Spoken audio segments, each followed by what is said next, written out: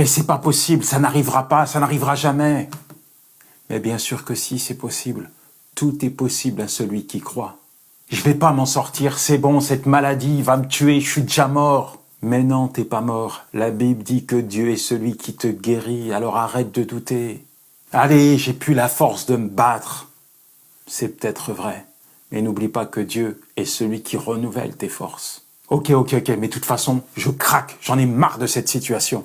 Certes, c'est pas facile, mais n'oublie pas que la grâce de Dieu te suffit, parce que sa puissance s'accomplit au sein de tes faiblesses. Ah, les mauvaises pensées.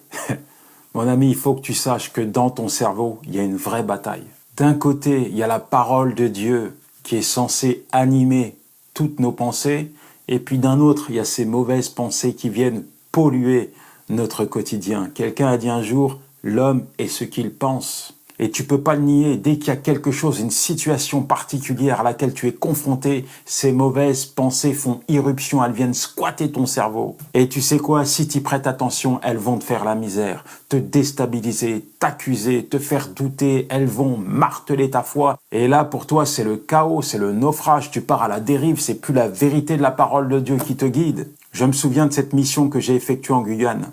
Alors que je prends connaissance du programme, tout à coup, je m'aperçois que le dernier week-end, je dois me rendre dans un petit village qui se trouve en pleine forêt amazonienne. Et pour ce faire, je dois prendre un petit avion qui contient une trentaine de personnes. Et moi qui suis pas très à l'aise avec les avions, j'ai flashé là-dessus. Et là, ça a été la porte ouverte à tout un tas de pensées. Tu vas mourir, tu vas voir. Tu vas terminer dans la forêt. On va pas retrouver ton cadavre.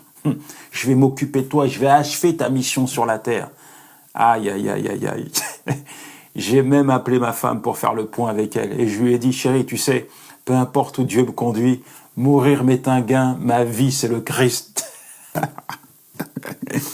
Bon, j'exagère un peu, mais il a fallu que j'y mette fin, parce que c'était absolument pas l'attitude que Dieu voulait me voir adopter pendant cette mission. Alors comment j'ai fait? Eh bien, j'ai employé 2 stratégies que je te partage, parce que finalement, chaque jour, on est confronté à ce type de combat au niveau de nos pensées. La première, j'ai pris mon autorité. Ces pensées qui venaient squatter mon cerveau, il fallait les déloger. Et c'est exactement ce que j'ai fait. J'ai mis le casque du salut et il est resté sur ma tête le jour comme la nuit. Et lorsque ça n'allait pas, je portais mon attention sur Christ. Et j'avais l'assurance, eh bien, que rien ne me séparait de son amour. Vous savez, dans votre mental, il se passe des choses. C'est là que vous prenez les meilleures et les pires décisions de votre vie. Alors, quand il y a l'orage et la tempête, rappelez-vous, ressassez-vous ce moment où vous avez prêté allégeance à Jésus-Christ. Il est entré dans votre vie. Et pour vous, c'est la certitude, la garantie de ne jamais être perdu. Là où vous êtes, il y est également. Deuxième astuce, j'ai saisi l'épée de l'esprit, la parole de vérité, la parole de Dieu afin de renouveler ma pensée. Dans la Bible, il y a plein de promesses que Dieu vous a faites. Il y en a une pour chacun des problèmes que vous allez rencontrer. Alors, saisissez la parole de Dieu, focalisez toute votre attention sur cette parole et que cette parole puisse renouveler votre pensée. C'est exactement ce que j'ai fait. Je me suis saturé, je me suis galvanisé, je me suis imprégné, imbibé de la parole de Dieu.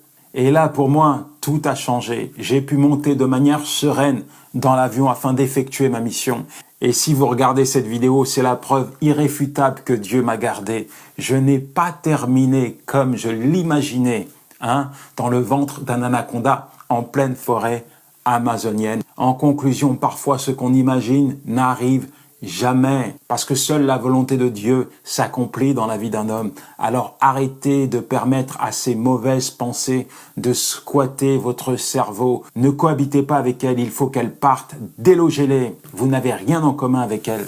Et vous allez voir que quand la lumière de Dieu habite vos pensées, alors les mauvaises pensées, elles se dissipent. Soyez transformés dans le renouvellement de votre intelligence. Romains 12, verset 2.